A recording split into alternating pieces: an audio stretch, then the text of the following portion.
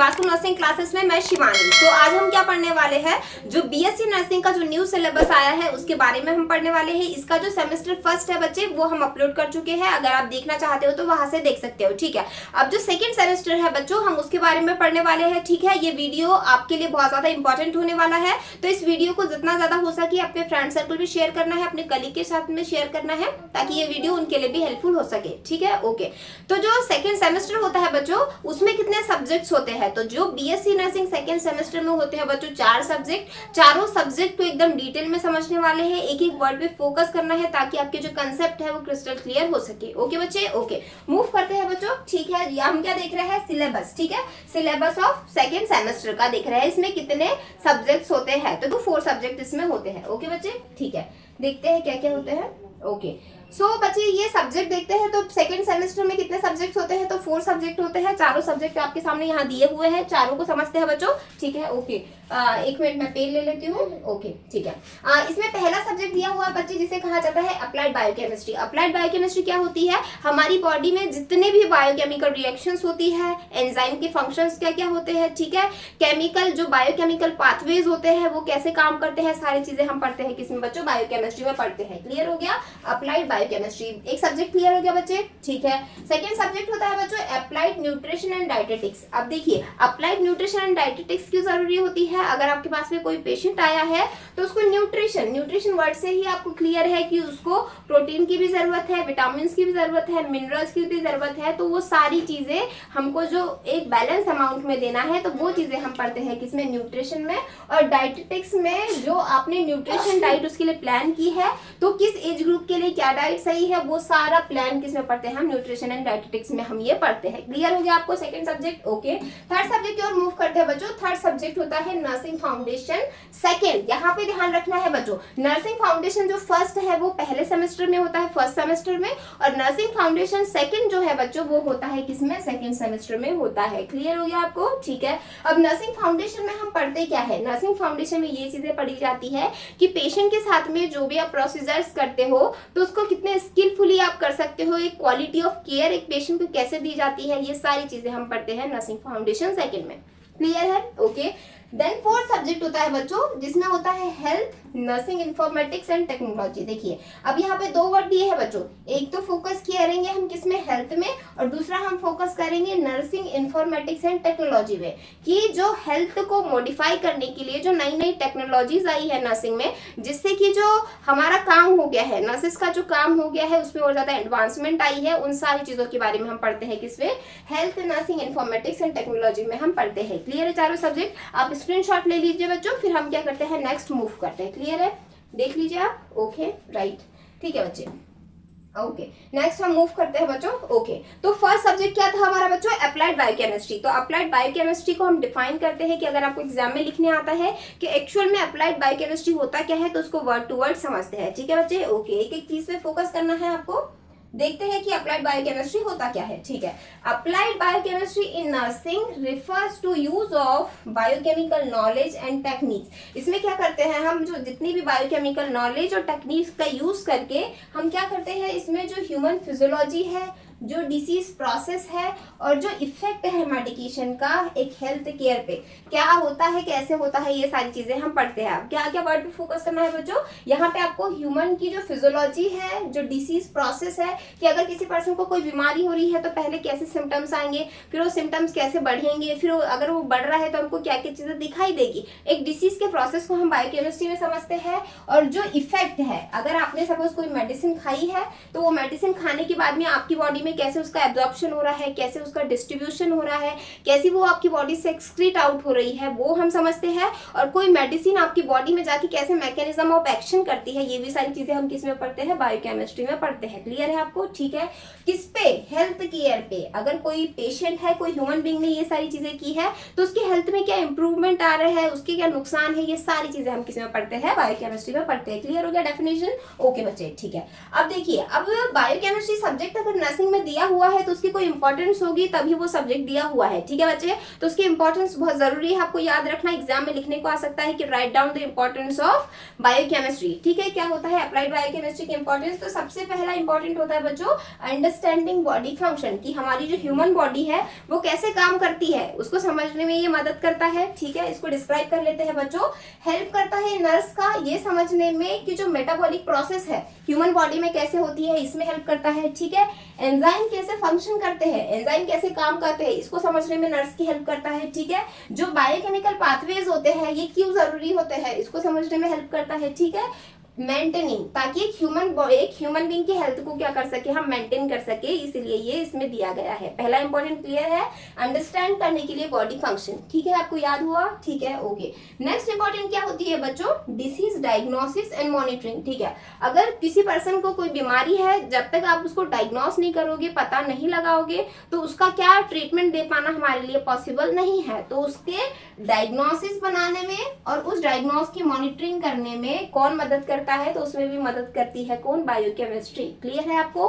Word याद रखना है, डायग्नोसिस और मॉनिटरिंग दोनों में हेल्प कर रहा है कौन? बायोकेमिस्ट्री, ठीक है। Nurse use biochemistry test result, example के लिए समझते हैं क्या क्या करते हैं इसमें?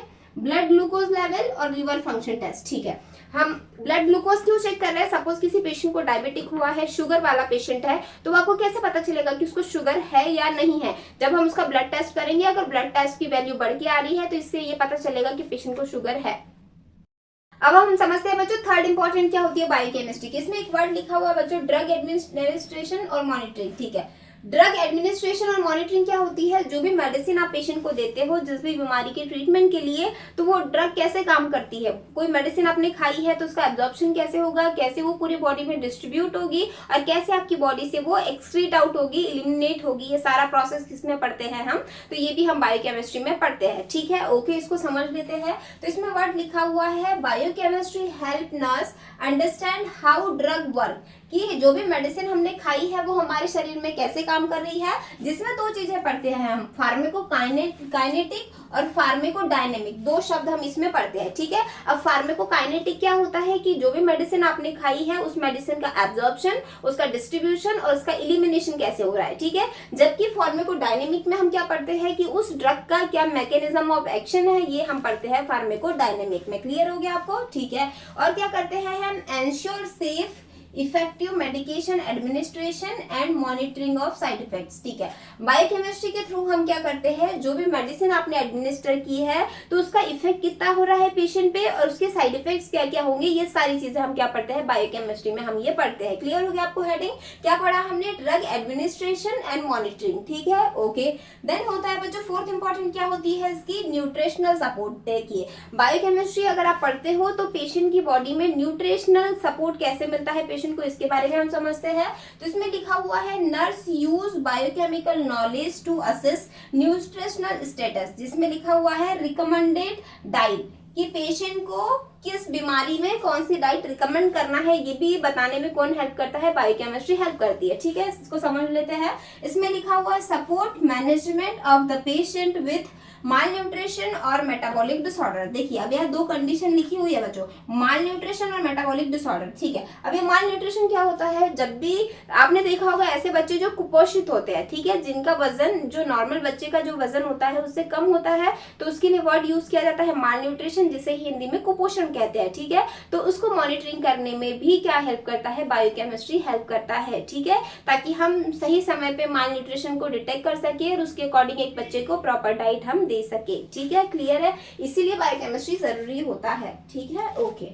नेक्स्ट हम मूव करते हैं बच्चे। नेक्स्ट क्या होता है, ठीक है, फिफ्थ नंबर का क्या इंपॉर्टेंट होता है बच्चे, ये समझते हैं। तो इसमें लिखा हुआ है, एक मिनट समझ लेते हैं कि क्या इंपॉर्टेंस होता है इसका, ओके। तो इसमें लिखा हुआ है फ्लूइड एंड इलेक्ट्रोलाइट बैलेंस, ठीक है। जो भी हम इलेक्ट्रोलाइट्स लेते हैं, जो भी हम फ्लूइड्स लेते हैं, फ्लूइड्स क्या क्या होते हैं? जो भी पानी आप पीते हैं या फिर जो भी आप खाना खाते हैं, उसमें जितना भी वाटरी कंटेंट्स होता है, जो लिक्विड्स होता है, वो सब किस में आते हैं? फ्लूइड्स में आते हैं, ठीक है, ओके। तो हमारी बॉडी में जो फ्लूइड होता है, जो इलेक्ट्रोलाइट बैलेंस होता है, वो कैसे मेंटेन होता है, वो चीजें हम समझते हैं, ठीक है। तो इसमें लिखा हुआ है बायोकेमिस्ट्री की to understand and managing fluid electrolyte acid base balance, ठीक है। किन में? वो पेशेंट जिसमें क्या होता है, इंपॉर्टेंट इन क्रिटिकल केयर, और किसमें जरूरी होता है, पोस्ट ऑपरेटिव केयर। अब देखिए फ्लूइड एंड इलेक्ट्रोलाइट बैलेंस कहाँ कहाँ बहुत ज्यादा जरूरी होता है, तो एक वर्ड लिखा हुआ है बच्चों, क्रिटिकल केयर। क्रिटिकल केयर क्या क्या होती है, जैसे कि आईसीयू में जो पेशेंट्स है, जो पेशेंट सीसीयू में है, क्रिटिकल केयर यूनिट में है, इन पेशेंट्स में क्या होता है, फ्लूइड और इलेक्ट्रोलाइट बैलेंस देखना बहुत ज्यादा जरूरी होता है, ठीक है, ओके। और कहाँ जरूरी होता है, पोस्ट ऑपरेटिव पेशेंट, जिनका जस्ट ऑपरेशन हुआ है, ऑपरेशन के बाद में ह्यूमन बॉडी में बहुत ज्यादा हीमोडायनेमिकली अनस्टेबिलिटी आ जाती है, तो उसको डिटेक्ट करने में भी क्या करता है, बायोकेमिस्ट्री हेल्प करता है। क्लियर हो गया आपको? जिसमें वर्ड क्या याद रखना है आपको, हेडिंग में फ्लूइड और इलेक्ट्रोलाइट बैलेंस, जिसमें आप क्या ध्यान देते हो कि क्रिटिकल केयर में जो पेशेंट है या फिर जो ऑपरेशन के बाद में पेशेंट आए हैं, उनकी बॉडी में फ्लूइड का लेवल, इलेक्ट्रोलाइट का लेवल कम है या ज्यादा है, उसको डिटेक्ट करने में भी ये हेल्प करता है। क्लियर है? ठीक है। देन 6th और क्या इंपॉर्टेंट होता है बच्चों इसका, हेल्थ एजुकेशन में। अब हेल्थ एजुकेशन में बायोकेमिस्ट्री कैसे रोल प्ले कर रहा है ये समझते हैं बच्चों। इसमें लिखा हुआ है nurse educate patient using biochemical concepts. Example के लिए क्या आएगा, how insulin control blood sugar, ठीक है। अब सपोज कोई पेशेंट है जिसको शुगर है, डायबिटिक मेलाइटस डिटेक्ट हुआ है, ठीक है, तो उस पेशेंट को आप कैसे काउंसलिंग करोगे कि अगर आपको शुगर हुआ है, डायबिटिक हुई है, तो आपको कैसे प्रिक करना है, कैसे आपको आपकी शुगर चेक करना है, दिन में कितने बार चेक करना है, सुबह चेक करना है, शाम में खाना खाने से पहले करना है या बाद में करना है, ये सारी चीजें आप किसमें समझते हो, पेशेंट को समझाते हो। बायोकेमिस्ट्री ये सब समझाने में आपकी क्या करता है, मदद करता है, ठीक है। आपको यह इमेज दिख रहा होगा कि ये जो बंदा है इसको क्या हुआ है, डायबिटिक वाला पेशेंट है और ये अपनी शुगर खुद से चेक कर रहा है, ठीक है। तो ये जो शुगर वो चेक कर रहा है तो उसका क्या तरीका होगा, सही तरीका, कैसे उसको प्रिक करना है, कैसे उसको ब्लड को स्क्वीज करना है, ये सारी चीजें वो क्या करता है, हम इसमें उसको समझाते हैं, ठीक है, हेल्थ एजुकेशन में, ठीक है, ओके। हेल्थ एजुकेशन हमने देख लिया, जो कि क्या करेगा, इनहेंस करेगा पेशेंट की अंडरस्टैंडिंग को, कंप्लायंस विद ट्रीटमेंट, जिससे क्या होगा कि हम पेशेंट को जो भी ट्रीटमेंट देंगे वो इफेक्टिवली क्या करेगा, काम करेगा। क्लियर है? ठीक है, इसका आप स्क्रीनशॉट ले लीजिए, फिर हम नेक्स्ट मूव करते हैं। ओके, फिर हमारा सेकंड सब्जेक्ट आता है बच्चों। फर्स्ट सब्जेक्ट हमने पढ़ लिया बायोकेमिस्ट्री क्या था, उसकी इंपॉर्टेंस क्या थी। अब सेकंड सब्जेक्ट है हमारा जो कि बहुत इंपॉर्टेंट है नर्सिंग में, जिसका नाम क्या है बच्चों, उसे कहा जाता है अप्लाइड न्यूट्रिशन एंड डाइटेटिक्स। अब अप्लाइड न्यूट्रिशन और डाइटेटिक्स क्यों जरूरी है, कोई पेशेंट अगर आपके पास में है तो वो सिर्फ दवाइयों से ही सही नहीं होता, उसकी हेल्थ को इम्प्रूवमेंट करने के लिए उसको प्रॉपर न्यूट्रिशन और प्रॉपर डाइट प्लान देना बहुत ज्यादा जरूरी होता है, ठीक है। तो वो क्यों जरूरी है, उसको कैसे डिफाइन करेंगे, उसकी इंपॉर्टेंस क्या क्या है, ये सारी चीजें हम आज समझने वाले हैं। क्लियर है? ओके, अब समझते हैं न्यूट्रिशन और डाइटेटिक्स को, ठीक है। Applied nutrition and dietetics in nursing refers to practical application of nutritional science to promote health. देखिए, अगर हेल्थ को प्रमोशन करना है तो उसके लिए आप कैसे प्रैक्टिकली यूज करोगे जो भी न्यूट्रिशन और डाइटेटिक्स को, ठीक है, वो समझते हैं। इसमें लिखा हुआ है prevent disease and manage illness through the appropriate diet planning and nutritional care. देखिए, जब आप किसी पेशेंट को एक प्रॉपरली डाइट प्लान देते हो तो उससे क्या होता है, पेशेंट की इलनेस को, उसकी जो बीमारी है उसकी डिसीज को क्या करते हो, आप प्रिवेंट करते हो। तो इसमें लिखा हुआ है प्रिवेंट डिसीज, एक वर्ड आपको याद रखना है कि ये डिसीज से प्रिवेंट करने में हेल्प करता है। मैनेज द इलनेस, अगर कोई पेशेंट है जिसको कुपोषण हो रहा है तो उसकी कुपोषण को आप कैसे अच्छी डाइट दोगे तो आप उसकी कुपोषण को मैनेज कर सकते हो, तो इसलिए एक वर्ड लिखा हुआ है मैनेज इलनेस, उसमें मदद करता है। कैसे?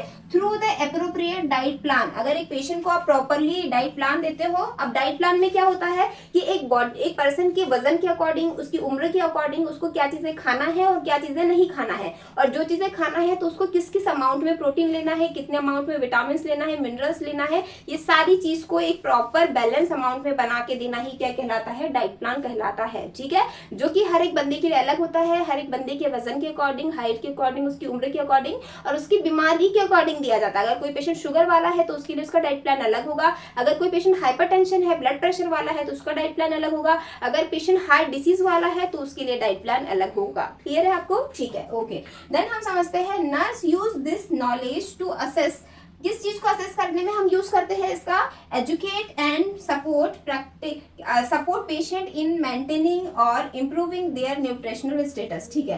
पेशेंट का बेसिकली हमारा मोटो क्या है कि पेशेंट का जो न्यूट्रिशनल स्टेटस है उसको हमको क्या करना है, बेटर बनाना है, उसके लिए ही हम न्यूट्रिशन एंड डाइटेटिक्स का यूज करते हैं। क्लियर हो गया आपको? ठीक है बच्चे, आप इसका स्क्रीनशॉट लीजिए, फिर हम नेक्स्ट मूव करते हैं, ठीक है, ओके।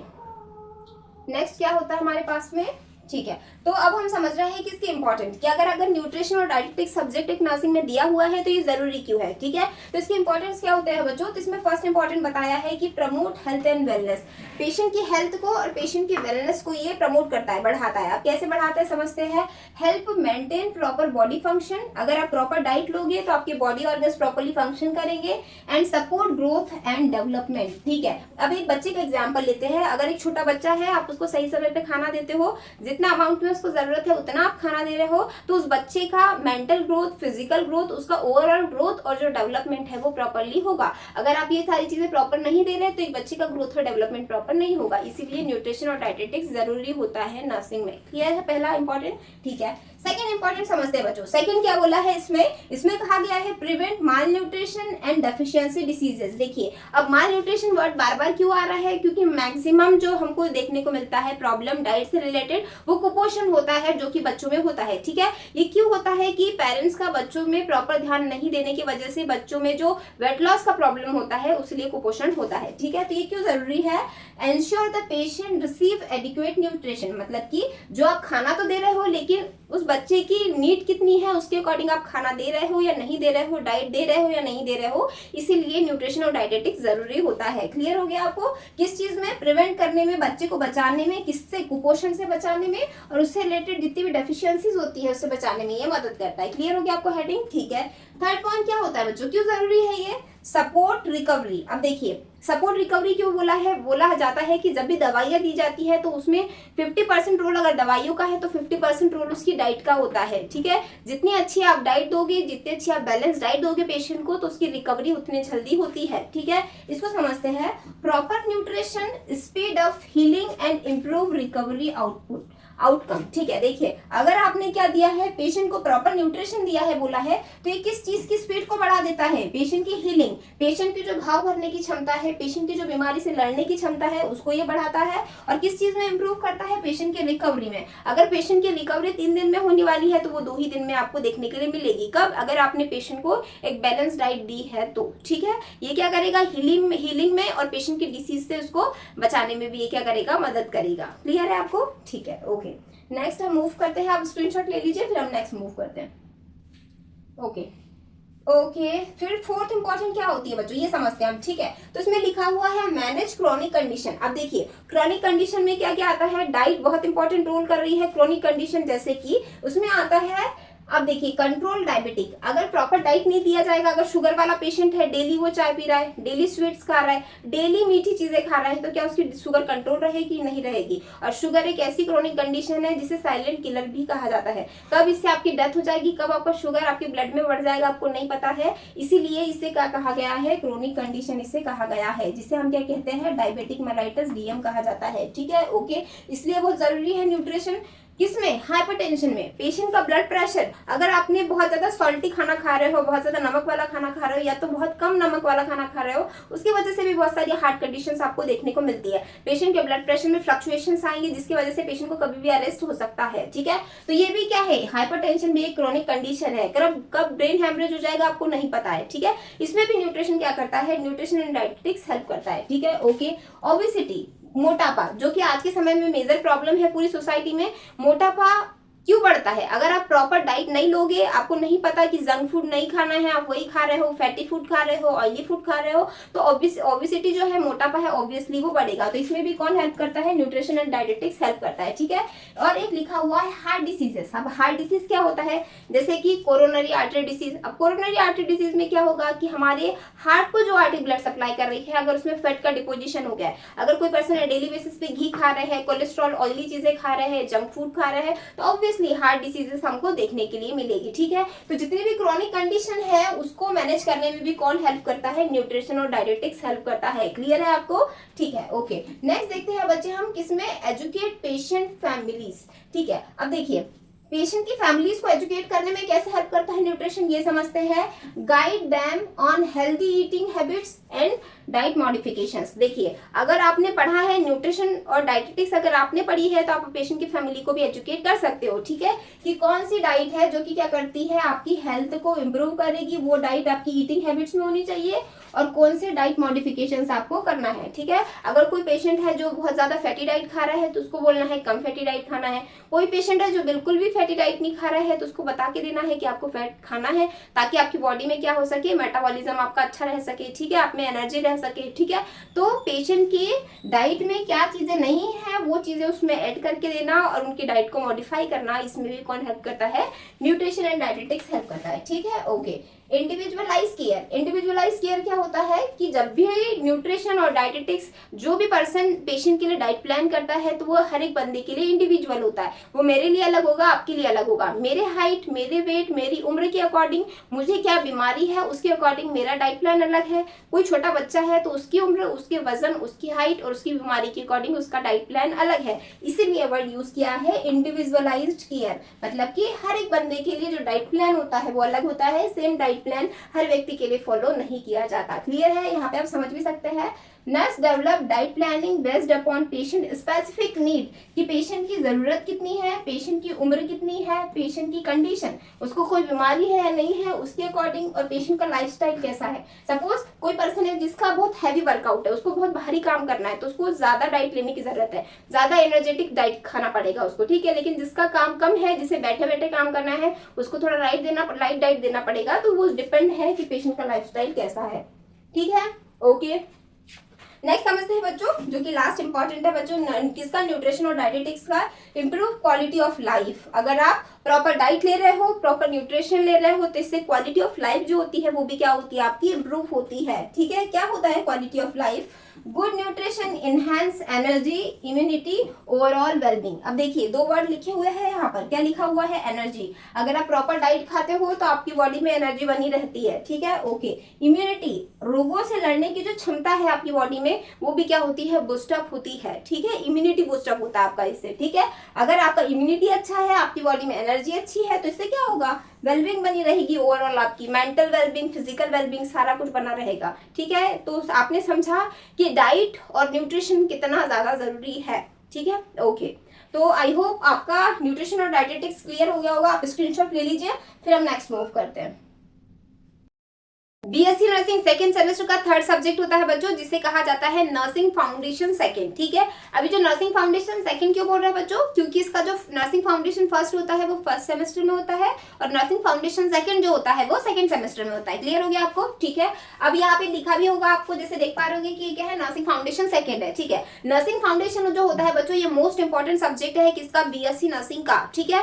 नर्सिंग फाउंडेशन में हम बेसिकली पढ़ते क्या क्या है कि जो भी प्रोसीजर्स हम पेशेंट के साथ में करते हैं तो कैसे हमको क्वालिटी ऑफ केयर इक्वेशन को देना है वो हम नर्सिंग फाउंडेशन में पढ़ते हैं, ठीक है। तो यहाँ पे आप डायग्राम में देख पा रहे होंगे बच्चों कि आपके पास में अगर कोई पेशेंट आया है तो उस पेशेंट को आप कैसे असेस करोगे। मतलब असेसमेंट में आप क्या देखते हो, हेड टू टू एग्जामिनेशन देखते हो बच्चों, ठीक है, हेड टू टू एग्जामिनेशन,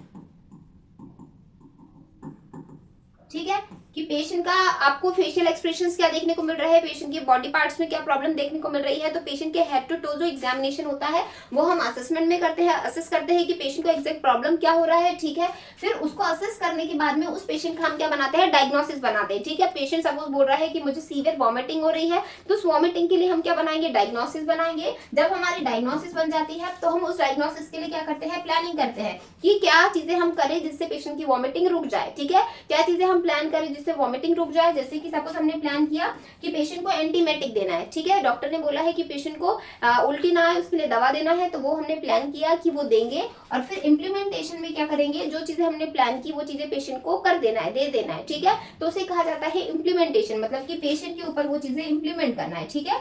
और अगर हमने मेडिसिन दे दी है तो मेडिसिन देने के बाद में पेशेंट की बॉडी में उसका क्या रिस्पॉन्स आ रहा है, क्या वॉमिटिंग बंद हुई है, पेशेंट की उल्टियां बंद हुई है, तो वो किस में पता चलता है, इवोल्यूशन में पता चलता है, ठीक है। तो ये क्या होता है, पूरा सर्कल है, पहले चीजों को असेस करना है, उसका डायग्नोसिस बनाना है, फिर उसको प्लान करना है, फिर उसके लिए क्या करेंगे हम, इम्प्लीमेंटेशन करेंगे और फिर उसको इवॉल्युएट करेंगे। क्लियर है आपको? तो ये सारी चीजें हम किस में पढ़ते हैं, नर्सिंग फाउंडेशन में पढ़ते हैं, ठीक है। नर्सिंग फाउंडेशन को अगर डिफाइन करने के लिए बोले तो कैसे डिफाइन करेंगे, nursing foundation refers core principles, word याद रखना है, नर्सिंग फाउंडेशन में क्या रिफर किया गया है, किसमें, कोर प्रिंसिपल्स, दूसरा बोला है theories, values, knowledge from the basis of the nursing profession, ठीक है। नर्सिंग प्रोफेशन के अकॉर्डिंग जो भी प्रिंसिपल्स होते हैं, जो भी थेरीज वैल्यूज होते हैं, उसको क्या करना, डिस्क्राइब करके देना, ठीक है। It includes understanding the history of nursing, ethical and legal aspects, basis of human needs, ठीक है। एक ह्यूमन बीइंग की नीड्स के अकॉर्डिंग क्या क्या इथिक्स होने चाहिए, क्या क्या लीगल एस्पेक्ट्स होने चाहिए, वो सारी चीजें हम किसमें पढ़ते हैं, नर्सिंग फाउंडेशन में पढ़ते हैं, ठीक है। इसमें लिखा है communication and the nursing process, ठीक है। अभी नर्सिंग प्रोसेस क्या है बच्चों, ये जो पूरी चीजें हमने पढ़ी है, ये पूरी चीजें किसके अंदर आती है, नर्सिंग प्रोसेस के अंदर आती है। क्लियर है? Okay. It provides strong base upon which nurse build their skills and deliver quality care. जिस भी नर्स में ये सारी चीजें हैं, अगर उसको कोर प्रिंसिपल्स पता है, इथिक्स पता है, वैल्यूज पता है, तो वो नर्स जब भी किसी पेशेंट को केयर देगी तो वो क्या देगी, क्वालिटी ऑफ केयर एक पेशेंट को प्रोवाइड करेगी। क्लियर है? ओके। आप इसका स्क्रीनशॉट ले लीजिए बच्चे, फिर हम नेक्स्ट मूव करते हैं। ओके, ठीक है बच्चे, नेक्स्ट क्या है, एक minute.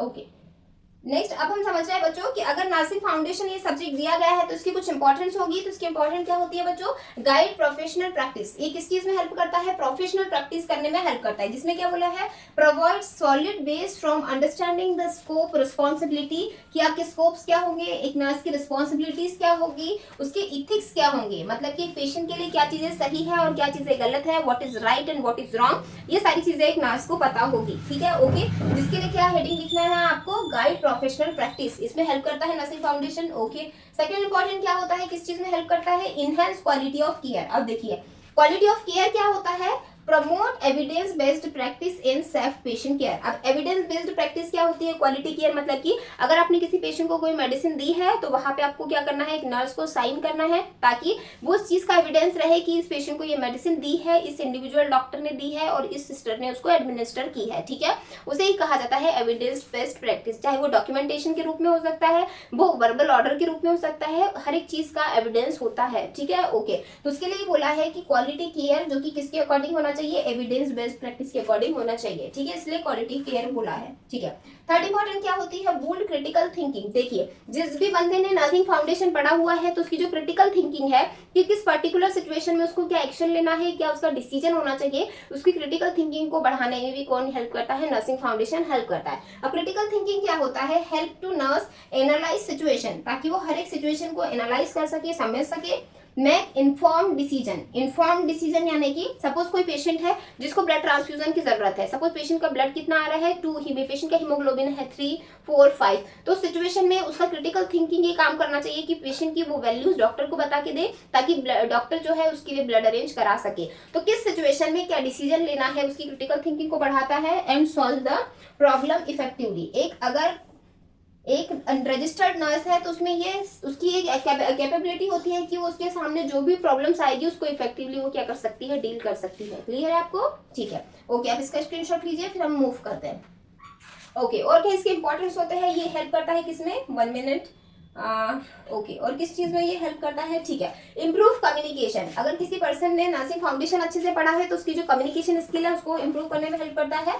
Teach interpersonal and professional communication skill vital in health care. क्या बोला है, हेल्थ केयर में सबसे इंपॉर्टेंट होता है कम्युनिकेशन स्किल, क्योंकि आपके पेशेंट का आधा जो इलाज है आपकी कम्युनिकेशन से ही हो जाता है। आप कितने पोलाइटली, कितने हम्बली आपके पेशेंट को ट्रीट कर रहे हो, उतनी जल्दी पेशेंट क्या होता है, मेंटली उसको पीसफुल मिलता है, ठीक है। अगर आप पेशेंट के साथ में rough and tough tone use कर रहे हो तो पेशेंट का जो मेंटल स्टेटस है उसको क्या होता है, मेंटल टॉर्चर उसको होता है, ठीक है। तो कम्युनिकेशन मोस्ट इंपॉर्टेंट होता है, जिसके लिए इसीलिए इसको बोला गया है वाइटल हेल्थ केयर, इसको कहा गया है। क्लियर हो गया, कम्युनिकेशन, ठीक है। देन 5th पॉइंट होता है बच्चों, promote life long learning. Promote life long learning क्यों कहा गया है? क्योंकि इंकरेज करता है continuous education and professional development, ठीक है। नर्सिंग फाउंडेशन को लाइफ लॉन्ग लर्निंग क्यों कहा गया है? क्योंकि आप जितना चीजें सीखते जाओगे आपका जो नॉलेज है वो बिल्डअप होते जाएगा, इनहेंस होते जाएगा। क्लियर है? ओके। 6 बोला गया है support ethical practice. Ethical practice क्यों बोला गया है? कि जो चीजें सही है वही चीजें आपको करना है, पेशेंट के साथ में आपको कोई भी गलत प्रैक्टिस, गलत प्रोसीजर्स नहीं करना है, ठीक है। तो इसमें क्या बोला है? गाइड करता है ये नर्स को making ethical and legal decision for patient care, ठीक है, कि पेशेंट की केयर के लिए क्या चीजें सही है। अगर पेशेंट के साथ में आप कोई छोटा से छोटा प्रोसीजर कर रहे हो तो बिना पेशेंट के कंसेंट के, बिना पेशेंट के रिलेटिव के कंसेंट के आपको उसके साथ में कोई भी प्रोसीजर नहीं करना है। ये मोस्ट इंपॉर्टेंट है हर किसी पेशेंट के लिए। तो ये किसमें हेल्प करता है? सपोर्ट इथिकल प्रैक्टिस में हेल्प करता है, ठीक है। ओके। देन बोला गया है स्ट्रेंथन कॉन्फिडेंस एंड कॉम्पिटेंसीज। इसमें क्या बोला है? ये क्या करता है? equips nurses with the knowledge and skill to practice confidently and efficiently। देखिए, जब भी आप नर्सिंग फाउंडेशन पढ़ते हो तो आपकी जो बॉडी में कॉन्फिडेंस और जो इफिशियंसीज है वो आपकी ऑटोमेटिक बढ़ जाती है उस पूरे करिकुलम में जो भी आप बीएससी नर्सिंग के सीखते हो। क्लियर है आपको? ओके। सो आप इसका स्क्रीनशॉट लीजिए, फिर हम नेक्स्ट मूव करते हैं। अब हम समझते हैं बच्चों 4 सब्जेक्ट सेकंड सेमेस्टर का, जो कि क्या होता है? Health, nursing and informatics and technology. अब ये देखिए, अब इसमें जो हेडिंग है बच्चों यहाँ पे लिखा हुआ है हेल्थ नर्सिंग। अब ये हेल्थ नर्सिंग एक हमारे लिए एक अलग चीज हो गई और इन्फॉर्मेशन एंड टेक्नोलॉजी जो हो गई एक अलग चीज हो गई। तो सबसे पहले हम क्या समझेंगे? हेल्थ नर्सिंग क्या होता है, ठीक है। तो हेल्थ नर्सिंग क्या होता है इसकी डेफिनेशन समझ लेते हैं। Health nursing also known as community health nursing. अब जो हेल्थ नर्सिंग है इसे ही क्या कहा जाता है? इसे ही कम्युनिटी हेल्थ नर्सिंग कहते हैं या फिर इसे ही हम पब्लिक हेल्थ नर्सिंग कहते हैं, ठीक है। ओके। ये क्या होती है? ब्रांच होती है किसकी? नर्सिंग की, जिसमें हम फोकस करते हैं किस चीज पे? Promoting and preventing health of population. जो भी पॉपुलेशन एक सोसाइटी में रह रही है, एक कम्युनिटी में रह रही है, उनकी जो हेल्थ है उसको कैसे प्रमोट करना है और कैसे डिसीज से प्रिवेंट करना है, ये सारी चीजें हम पढ़ते हैं किसमें? हेल्थ नर्सिंग में हम पढ़ते हैं, ठीक है। ओके। ओके। देन बोला है it emphasises prevention, education and management of the chronic infection diseases in a community, ठीक है। अभी किस चीज एम्फसाइज यानी कि किस चीज पे फोकस करते हैं बच्चों? तो ये फोकस करते हैं किस पे? प्रिवेंशन पे, कि डिसीज अगर हुई है तो डिसीज ना हो उसको कैसे हम प्रिवेंट कर सके, पीपल को कैसे हम एजुकेट कर सके, ठीक है। ओके। और पीपल की जो प्रॉब्लम है, जो भी व्यक्ति उस कम्युनिटी में रह रहे हैं उनकी प्रॉब्लम को कैसे हम मैनेज कर सके, ये सारी चीजें हम पढ़ते हैं किस पे? वो हम पढ़ते हैं हेल्थ नर्सिंग में हम पढ़ते हैं, ठीक है। अगर कोई पेशेंट को एक क्रोनिक इन्फेक्शन डिसीज है तो उससे हम उसको कैसे बता सकते हैं? जैसे कि कोई पेशेंट है जिसको HIV है या फिर एड्स है, तो उन पेशेंट को कैसे हमको उसको HIV एड्स होने से प्रिवेंट करना है, अगर इन्फेक्शन हो गया है तो उसको कैसे मैनेज करना है, उसके लिए पीपल को कैसे अवेयरनेस देना है, ये सारी चीजें हम किसमें पढ़ते हैं? हेल्थ नर्सिंग में पढ़ते हैं। क्लियर है आपको? ठीक है। जैसे आप देख पा रहे होंगे यहाँ पे ये नर्स है जो कि क्या कर रही है? उस बच्चे को वैक्सीनेशन कर रही है, जिससे कि क्या होगा? अगर BCG का इंजेक्शन लग गया है पहले ही आपको बर्थ पे तो ट्यूबरक्लोसिस होगा क्या? नहीं होगा। तो ये क्या है? प्रिवेंशन है। डिसीज होने से पहले ही हमने क्या ले लिया है? उस चीज के लिए प्रिवेंशन ले लिया है। क्लियर है? ओके। अब स्क्रीनशॉट लीजिए, फिर हम मूव करते हैं। ओके। नेक्स्ट इसकी क्यों जरूरत है, ठीक है। इसकी इंपॉर्टेंस क्या है हेल्थ नर्सिंग के? तो इसके इंपॉर्टेंट क्यों होते हैं? Promote and prevent care. 1 minute, okay 1 minute. ये क्यों जरूरी है ये समझते हैं। इसमें लिखा है promote preventive care. Preventive care को प्रमोट करने के लिए इसकी जरूरत होती है। Educate the public to prevent disease. जैसे कि मैंने बताया HIV एड्स से अगर बचना है तो उसके लिए क्या प्रिवेंशन है वो पहले से ही बता के देना है। ट्यूबरक्लोसिस बड़े होके ना हो उसके लिए ही पहले ही एट बर्थ में BCG का वैक्सीन लेना है, ठीक है। तो वैक्सीनेशन क्या है? एक प्रकार का प्रिवेंशन है। किस चीज के लिए? डिसीज के लिए, ठीक है। तो वैक्सीन आपको याद रखना है। वैक्सीन क्यों जरूरी होती है? ताकि हम क्या कर सके? किसी भी डिसीज से प्रिवेंट हो सके, ठीक है। ओके। सेकंड बोला है इम्प्रूव कम्युनिटी हेल्थ। अगर आपको कम्युनिटी की हेल्थ को इम्प्रूव करने के लिए हेल्थ नर्सिंग जरूरी है, जिसमें हम क्या करेंगे? Focus overall wellbeing, hygiene and sanitation. देखिए, अब कम्युनिटी में जो भी व्यक्ति रहते हैं, जो समाज में जो व्यक्ति रहते हैं, वहां पे क्या हो? उनकी वेलबींग बनी रहे, इसलिए कैसे आपको साफ सफाई रखनी है अपने आसपास, हाइजीन के लिए बताना है। और सैनिटेशन यानी कि जो भी पर्सन है, अगर विलेजेस में जैसे आपने देखा होगा कि वहां पे क्या टॉयलेट फैसिलिटीज प्रॉपर नहीं रहती, जिसकी वजह से बहुत ज्यादा इन्फेक्शन होता है, ठीक है। तो उसके लिए सैनिटेशन प्रॉपर होना चाहिए। ये सारी चीजें भी हम किसमें समझाएंगे? हेल्थ नर्सिंग में हम ये समझते हैं, इसलिए हेल्थ नर्सिंग जरूरी होता है, ठीक है। ओके। थर्ड इंपॉर्टेंट क्या होती है? Support vulnerable population. अब वनरेबल पॉपुलेशन या फिर जो हाई रिस्क पॉपुलेशन होता है वो क्या होती है, ठीक है, जो बच्चे क्या होते हैं 12 साल से कम उम्र के हैं या फिर ऐसे व्यक्ति जो कि 50 साल से ऊपर है, ये सारे हाई रिस्क व्यक्ति है, इनको कोई भी प्रॉब्लम बहुत जल्दी से हो जाती है, ठीक है। ऐसे पेशेंट जिनको कीमोथेरेपी चल रही है, ऐसे कैंसर वाले पेशेंट्स, ये सारे कैसे पेशेंट्स है, वनरेबल पेशेंट्स है या फिर हाई रिस्क पेशेंट्स है। अगर इनको इन्फेक्शन होगा तो वो डिसीज बहुत जल्दी उनको पकड़ लेगी, ठीक है। तो हाई रिस्क पेशेंट्स को कैसे आप सपोर्ट कर सकते हो, वनरेबल पॉपुलेशन को कैसे आप सपोर्ट कर सकते हो, ये भी हम किस में पढ़ते हैं, हेल्थ नर्सिंग में पढ़ते हैं, ठीक है। ओके, देन लिखा है manage public health crisis. Public health crisis क्या होता है, जिसमें बोला है की role during the outbreak of disaster, जैसे कि समझते हैं। इसमें लिखा है मैनेज पब्लिक हेल्थ क्राइसिस, जैसे कि अभी रिसेंटली क्या पब्लिक हेल्थ क्राइसिस हुआ था कि कोविड-19 आया था। तो कोविड-19 किसी एक पर्टिकुलर कम्युनिटी में तो नहीं आया था, वर्ल्ड वाइड पूरे वर्ल्ड में आया था। तो उससे आपको कैसे बचना है उस क्राइसिस से, ये भी हम किस में समझते हैं, हेल्थ नर्सिंग में हम ये समझते हैं, ठीक है। ओके, देन किसमें हेल्प करता है, इनकरेज हेल्थ एजुकेशन। हमको पेशेंट को कैसे हेल्थ एजुकेशन देना है उसको समझने में भी हेल्थ नर्सिंग हमारे लिए हेल्पफुल होता है।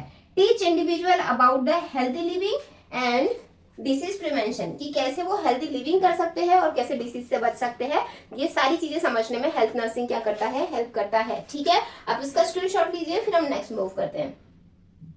ओके बच्चे, ठीक है, आई होप आपको हेल्थ नर्सिंग क्या होता है ये समझ आ गया होगा। अब हम क्या समझ रहे हैं, अब हम नेक्स्ट समझ रहे हैं इसमें कि इंफॉर्मेशन एंड टेक्नोलॉजी क्या होती है नर्सिंग में, ठीक है। तो जो न्यू इंफॉर्मेशन टेक्नोलॉजीज आई है उसमें 3 चीजें आती है। सबसे पहले हम इस डायग्राम के थ्रू समझते हैं।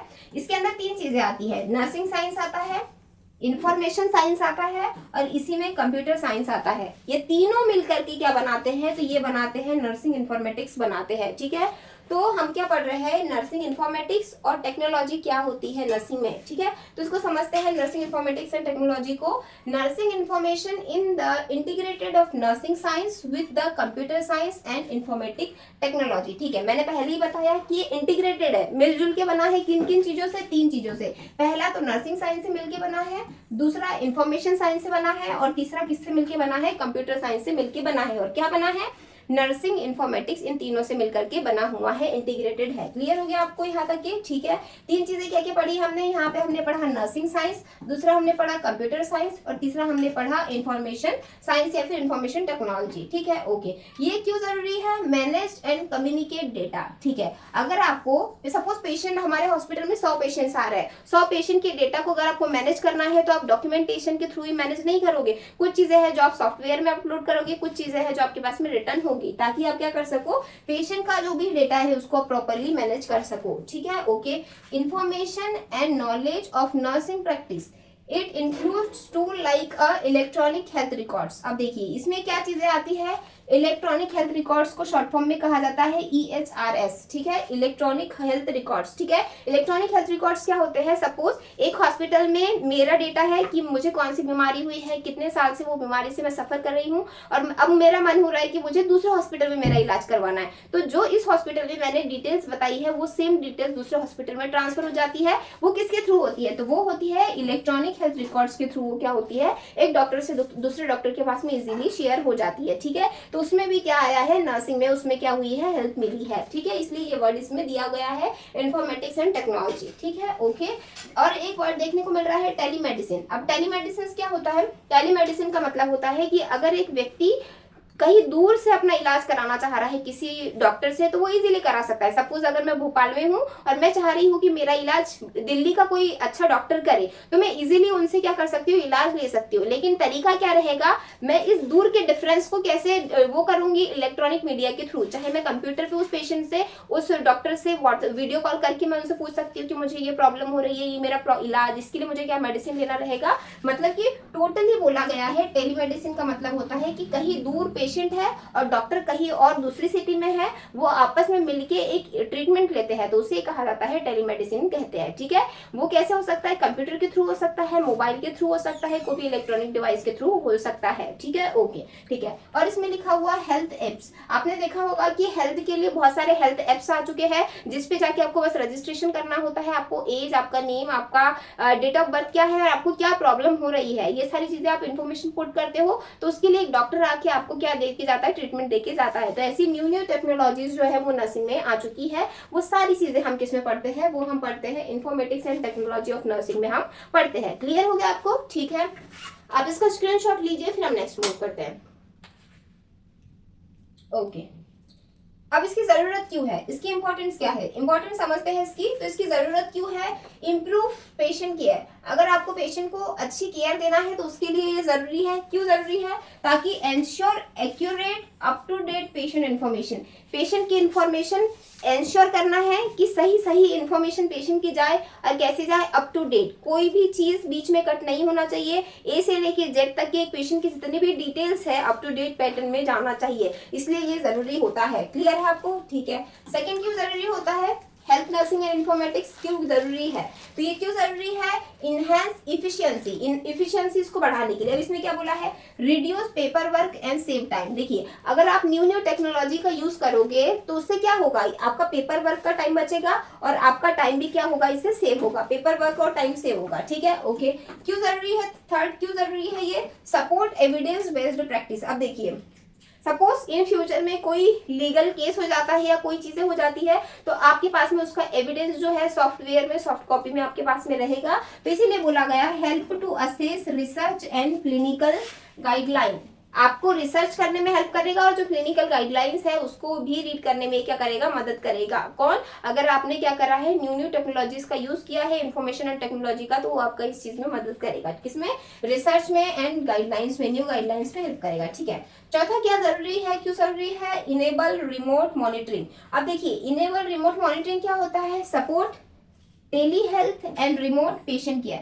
देखिए, इसमें क्या बोला गया है कि अगर भोपाल का व्यक्ति दिल्ली के डॉक्टर से ट्रीटमेंट ले रहा है तो उसका डिस्टेंस कम हुआ, उसकी प्रॉब्लम आज के आज सॉर्ट आउट हो गई, उसको कहीं नंबर नहीं लगाना पड़ा, कुछ नहीं लगाना पड़ा। तो इन चीजों में भी कौन हेल्प करता है, तो इसमें भी हमारा जो इन्फॉर्मेशन एंड टेक्नोलॉजी जो होता है वो हेल्प करता है। क्लियर है? ओके। और किस चीज में हेल्प करता है, इंप्रूव कम्युनिकेशन, जिससे कैसे करेगा, facilitate better collaboration among health care provider. ठीक है, आप हेल्थ केयर प्रोवाइडर के साथ में 1-to-1 कम्युनिकेशन इसके थ्रू आप कर सकते हो। एक पेशेंट एक डॉक्टर के साथ में 1-to-1 कम्युनिकेशन इजीली इससे कर सकता है। ठीक है, ओके। आप इसका स्क्रीनशॉट लीजिए, फिर हम नेक्स्ट मूव करते हैं। ठीक है, अब देखिए, अब इसमें लिखा हुआ है कि मैंडेटरी मॉड्यूल्स क्या क्या होते हैं। देखिए, जब बीएससी नर्सिंग आपने पढ़ा होगा, इसके पहले आपने वीडियो देखा होगा फर्स्ट सेमेस्टर, वैसे ही सेकंड सेमेस्टर में ये है कि अगर बीएससी नर्सिंग सेकंड सेमेस्टर आप कर रहे हो तो इसके बाद में आपको एक मैंडेटरी मॉड्यूल है जो कि आपको आना ही आना चाहिए। तो क्या चीजें आना चाहिए, तो उसके लिए लिखा गया है health assessment as a part of nursing foundation second course. Nursing foundation first course हमने फर्स्ट सेमेस्टर में पढ़ा, तो सेकंड कोर्स में क्या जरूरी है कि पेशेंट का हेल्थ असेसमेंट करते आपको आना चाहिए। ठीक है, अब हेल्थ असेसमेंट क्या होता है, पेशेंट का हेड से लेकर के टो तक के जो पूरा एग्जामिनेशन होता है, एक बच्चे को फर्स्ट ईयर सेकंड ईयर पढ़ने के बाद में वो चीजें उसको आइडेंटिफाई करना आना चाहिए। ठीक है, ओके। इसमें क्या क्या चीजें आती है, जैसे लिखा हुआ है head to toe assessment examination, जैसे कि पेशेंट की जनरल कंडीशन कैसी है, पेशेंट का वाइटल साइन कैसा है। ठीक है, पेशेंट के हेड और फेस में आप चीजें देखोगे उसमें कोई प्रॉब्लम तो नहीं है, पेशेंट की ईयर में, आईज में और नोज में कोई प्रॉब्लम तो नहीं है, पेशेंट की माउथ में कोई प्रॉब्लम तो नहीं है, नेक में,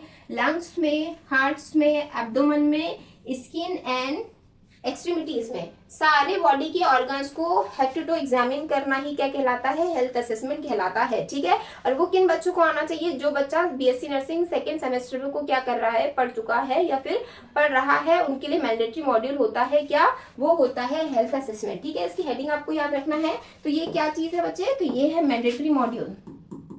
ये क्या है, मैंडेटरी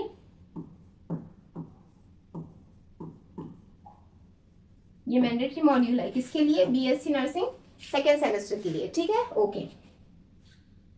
ठीक है, ओके। आई होप आपको समझ में आया होगा कि बीएससी नर्सिंग सेकंड सेमेस्टर में कितने सब्जेक्ट होते हैं बच्चों। तो 4 सब्जेक्ट थे, चारों को हमने डिटेल में पढ़ा है। अगर आपको लग रहा है कि आपको इससे रिलेटेड और भी कुछ वीडियोस चाहिए या टॉपिक चाहिए तो आपको कमेंट करना है, ताकि मैं आपकी प्रॉब्लम्स को समझ पाऊँ और उसके लिए आपको मैं वीडियोस प्रोवाइड कर सकूँ। ठीक है, thank you for watching, have a nice day. मिलते हैं नेक्स्ट वीडियो में।